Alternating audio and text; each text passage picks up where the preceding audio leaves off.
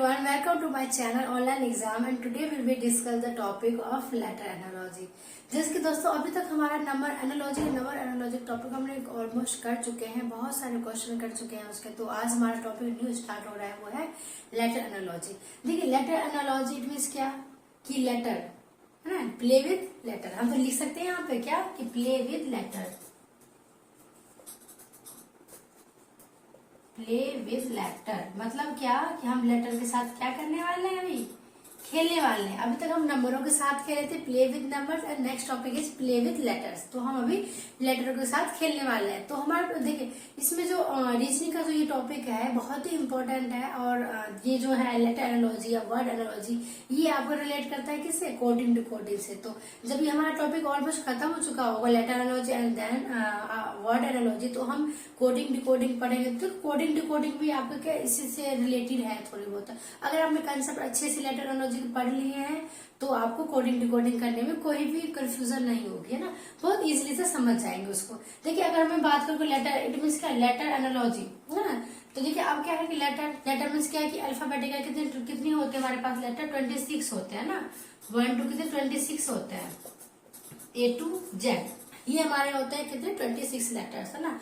अब देखिए इसमें भी कुछ ट्रिक है, इसको देखिए 2 वे में हम याद कर सकते हैं। एक हमारा विजुअलाइजिंग वे होता है, एक हमारा होता है जो भी इसका कंसेप्ट, अगर इसकी पोजीशन सिटिंग पोजीशन के अकॉर्डिंग उसको आप याद कर लेते हैं तो बहुत ही गुड है ना, बहुत ही अच्छी बात है फिर तो। देखिए इसमें क्या होता है हमारा कि अगर मैं लेटर की बात करूं, हमारा कितने लेटर्स होते हैं, A B C D E F G H I J K L M N O P Q R S T U V W X Y and Z, है ना। तो हमने ए से शुरू किया और जेड पे आके खत्म हो गया ना। तो आप लोग सोच रहे होंगे भाई जहां पे मुझे खत्म हुआ एन, तो मैं जो एन यहाँ से स्टार्ट करना चाहिए था, है ना। तो भाई मैंने उल्टा क्यों लिखा, इसका भी रीजन देखिए, हर चीज के पीछे क्या होता है, रीजन होता है, दैट इज क्या, क्वेश्चन मार्क, है ना। सबके पीछे अगर मैंने यहाँ पे एम एन से मैंने यहाँ से राइट टू लेफ्ट मैंने लिख लिया, तो इसके पीछे भी क्या रीजन है, अभी हम देखते हैं। देखिए अगर मैं इसमें बात करूँ, इसको पोजिशन याद करने का, इसके टू वे, एक फॉर्म होता है हमारा इजोटी, EJOTY इजोटी।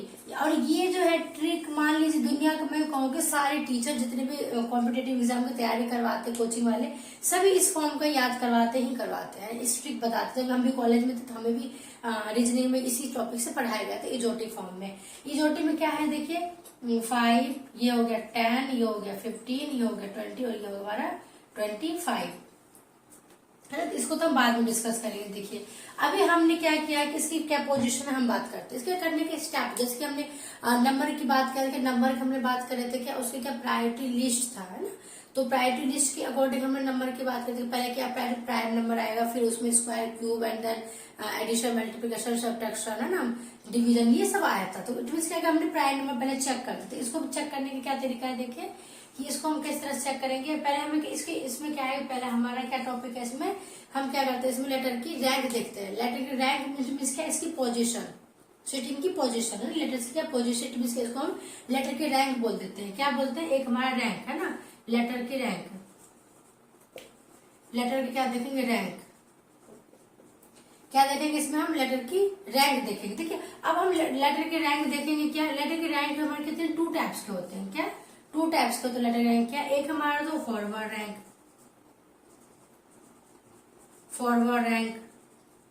एक होता है हमारा बैकवर्ड रैंक,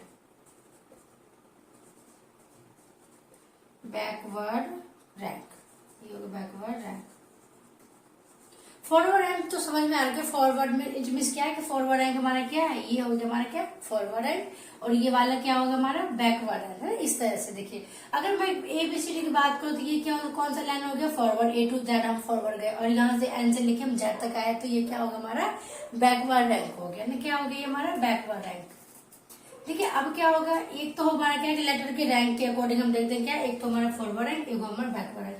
दूसरे नंबर पर क्या आता है, दूसरे स्टेप क्या है, चेक करते हैं। इसमें हम क्या करते हैं चेक कि अपोजिट लेटर,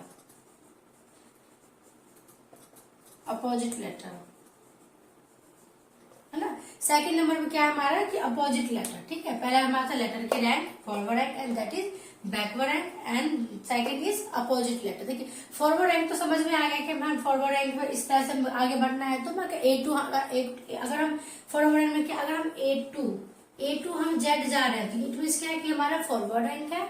अगर हम बैकवर्ड में Z2 हम क्या कर रहे हैं, Z से हम इस तरह देखिए Z2 हम A आ रहे हैं तो ये क्या हो गया हमारा बैकवर्ड रैंक हो गया, है ना। ये Z से हम A पे आ रहे हैं, क्या उल्टा आ रहे हैं तो क्या हो गया हमारा वो बैकवर्ड रैंक हो गया। A2 Z जा रहा है तो फॉरवर्ड रैंक होगा, सिंपल सी बात है। अब देखो सेकंड स्टेप क्या है कि अपोजिट लेटर। हम अपोजिट लेटर कब देखेंगे, इट मीन्स क्या है कि A की अपोजिट क्या है ना। A की अपोजिट क्या है, B की अपोजिट क्या है, C की अपोजिट क्या है, D की अपोजिट क्या है ना। क्या देखना है इसमें, A की अपोजिट क्या है Z, B की अपोजिट Y और C की अपोजिट X, है ना। सेकंड इज क्या, तो मैं रफ कर देती हूँ, बोर्ड बहुत छोटा सा है ना इसलिए प्रॉब्लम हो जाती है।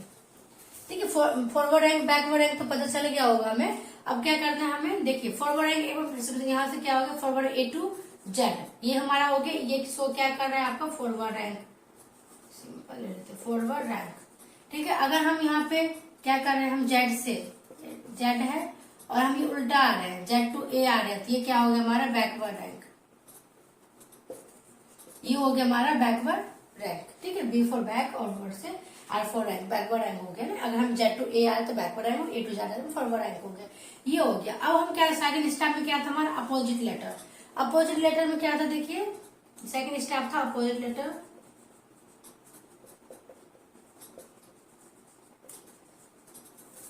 अपोजिट लेटर में क्या, अगर मैं बात करूं A के अपोजिट क्या है हमारा Z है ना, B के अपोजिट क्या है Y है, C के अपोजिट क्या है X है, C का अपोजिट क्या है X है। अगर मैं इसमें क्वेश्चन जो आता है ज्यादातर हमारे क्या था फॉरवर्ड रैंक बैकवर्ड रैंक, तो हम चेक करते ही करते हैं। सेकंड में अपोजिट लेटर, इससे रिलेटेड बहुत क्वेश्चन आते हैं हमारे, क्या A to Z, B to Y, C के X। अब देखिए इसको याद करने का भी ट्रिक है, ये क्या है ट्रिक है। एक तो आपको इसमें क्या कंसेप्ट याद करना है हमें कि इसके पोजीशन, सिटिंग पोजीशन या रैंक, जिसको हम रैंक बोल देते हैं या फिर हम पोजीशन बोल देते हैं। मतलब कि अगर मैं बात करूं तो E की पोजीशन क्या है, E की पोजीशन क्या है, E की पोजीशन क्या है हमारा 5 है, C की पोजीशन क्या है तो 3 है, B की पोजीशन क्या है तो 2 है, F की पोजीशन क्या है तो 6 है ना, और G की पोजीशन क्या है तो 7 है, जी की पोजीशन क्या है तो 7 है। इस तरह से क्या है इसकी पोजीशन हमें क्या करना है, ये रैंक कहलाता है कि इसकी कौन से नंबर पे कौन सा लेटर है ना स्थित है, ठीक है। ये हो गया हमारा। अब देखिए फॉरवर्ड रैंक बैकवर्ड रैंक पता चल गया, अपोजिट लेटर पता चल गया। एक चीज क्या है इसमें ध्यान देते हैं हम लोग कि एक चीज होता है हमारा क्या, अगर मान लीजिए आपको फॉरवर्ड रैंक दे रखा हो, बैकवर्ड रैंक फाइंड करना हो तो आप क्या करेंगे उसमें।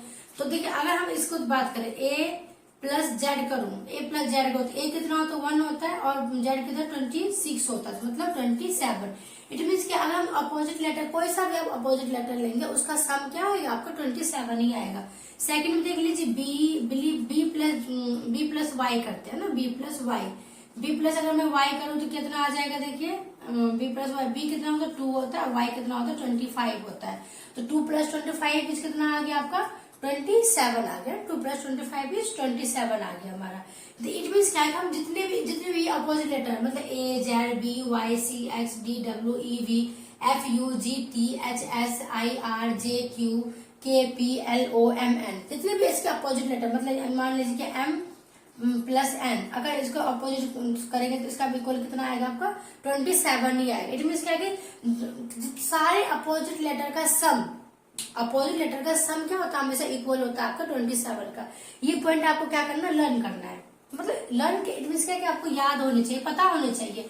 लेकिन जब भी हम क्वेश्चन करते हैं तो कुछ उसके रूल रेगुलेशन स्टेप होता है ना कि उसमें क्या रूल लगने वाले हैं, क्या ना क्या रेगुलेशन। इसमें क्या 2-3 चीज क्या है, एक हमारे लेटर की फॉरवर्ड रैंक बैकवर्ड रैंक पता करना है आपको, इसका पोजीशन पता होनी चाहिए, मतलब ई किस पोजीशन पे आ रहा है, एफ किस पोजीशन पे आ रहा है ना। तो एक हमें अपोजिट लेटर बता दिया क्या, अगर मान लीजिए आपको बैकवर्ड रैंक फाइंड आउट करना है, ये फाइंड आउट करना है तो आप किस तरह से फाइंड आउट करेंगे, तो आपके पास फॉरवर्ड रैंक ऑलरेडी है तो क्या करेंगे 27 minus forward rank, 27 minus forward rank कर देंगे तो आपको क्या हो जाएगा बैकवर्ड रैंक पता चल जाएगा ना।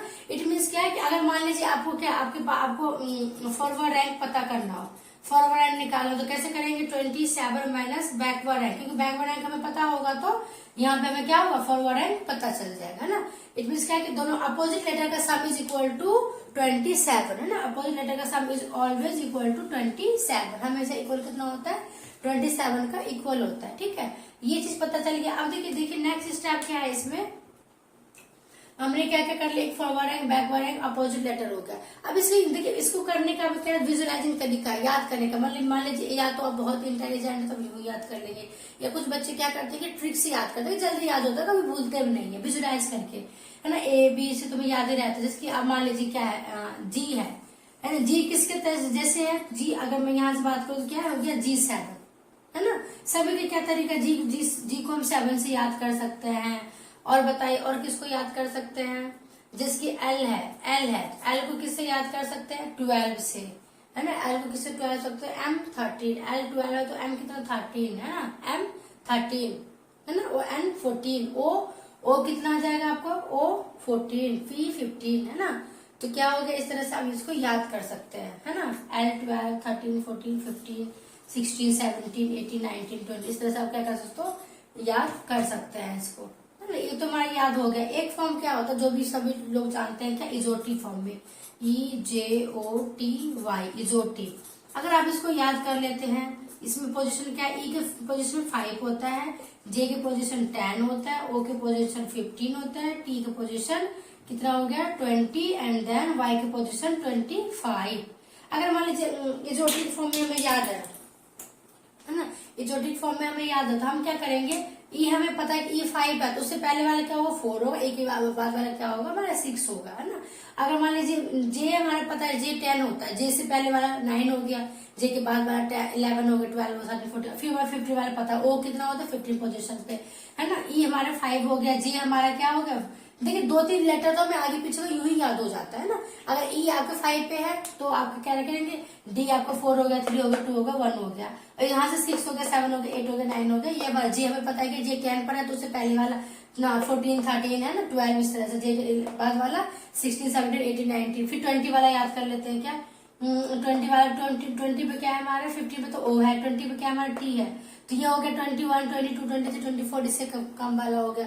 तो क्या है बेस्ट फॉर्म क्या है आपको याद करने का, इजोटी। इजोटी मतलब दुनिया के सभी टीचर या सभी एग्जाम वाले सभी ये ट्रिक करवाते ही करवाते हैं, हमें भी करवाया गया था इजोटी फॉर्म और हमें भी पता था, और बहुत बेस्ट ट्रिक है। अगर मान लीजिए किसी की विजुअलाइजिंग थिंकिंग अच्छी है तो वो विजुअलाइज कर ले रहा है, मान लीजिए किसी की विजुअलाइजिंग थिंकिंग अच्छी नहीं है, वो किसी को विजुअलाइज नहीं कर सकता है तो वो क्या करेगा, अपने इस ट्रिक को यूज कर सकता है। ठीक है, इस ट्रिक को यूज कर लीजिए, या तो फिर आपको लेटर के साथ खेलना है तो क्वेश्चन करेंगे तो हमें क्या होगा कि लेटर की नंबर पोजीशन, इट मीन क्या इतना कहने का मतलब क्या है कि आपको लेटर्स की क्या पोजीशन, इट मीन क्या उसकी रैंक पता होना चाहिए कि ए की पोजीशन क्या है 1 है, बी की पोजीशन 2 है, सी की पोजीशन क्या है 3 है ना। इस तरह से एक पोजीशन क्या है 5 है, एफ पोजीशन 6 है। इट मीन इतनी सारी चीजें किसके लिए है, तो पोजीशन को लर्न करने के लिए। तो क्वेश्चन को करते करते क्या होगा, लर्न हम कर लेंगे इजिली। ठीक है, ये तो हो गया। चलिए हमारा क्वेश्चन का क्या पोजीशन को हम किस तरह से याद करेंगे, उसके लिए ट्रिक था, है ना। अब देखिए अब हम क्वेश्चन को किस तरह, हमारे क्वेश्चन किस तरह से आएंगे, है ना।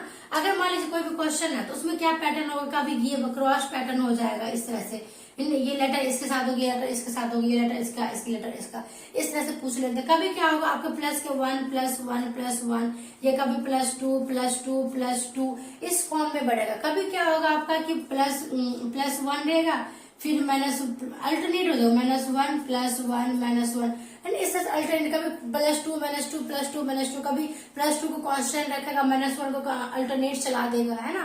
तो बहुत सारी चीजें, कभी क्या होगा नंबर्स को क्या, नंबर्स की पोजीशन को ऐड करके फिर उसका स्क्वायर करके, अगर कोई लेटर आपके रूट में है तो रूट को इस रूट से किस तरह से निकालेंगे। तो अभी हम बहुत सारे क्वेश्चन करने वाले हैं इसी चीज से रिलेटेड। तो आप बहुत सारे पैटर्न है, रूट में हो तो क्या होगा ना, कोई भी आपके number A B C root में हो तो इसको यहाँ पे किस तरह से फाइंड आउट होगा। तो इसका क्या करेंगे, एक हो गया, इसका 2 हो गया, इसका 3 हो गया, 1 2 3, फिर इसके फॉर्म में देख लेंगे। बहुत सारे इसका स्क्वायर कर देंगे, 149 तो स्क्वायर क्या होगा।